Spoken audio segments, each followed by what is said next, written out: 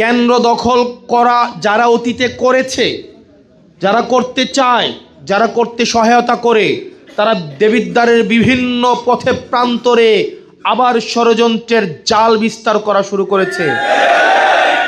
তাদের প্রতি আমাদের সচেতন থাকতে হবে। আমরা যতক্ষণ পর্যন্ত আমার উপরে বেইনসাফি করা হবে না, যতক্ষণ পর্যন্ত আমার নীতি স্পষ্ট, আপনি আমার বিরুদ্ধে ভোট দেন, আপনি যেন আমার বিরুদ্ধে ভোট দিতে পারেন সেই স্বাধীনতা নিশ্চিত করতে আমি কাজ করব। কিন্তু আপনি যদি ভোটাধিকার হরণ করতে আসেন, আপনি যদি কেন্দ্র দখল করতে আসেন, আপনাকে বিন্দু পরিমাণ ছাড় দেওয়া হবে না। প্রশাসন দিয়ে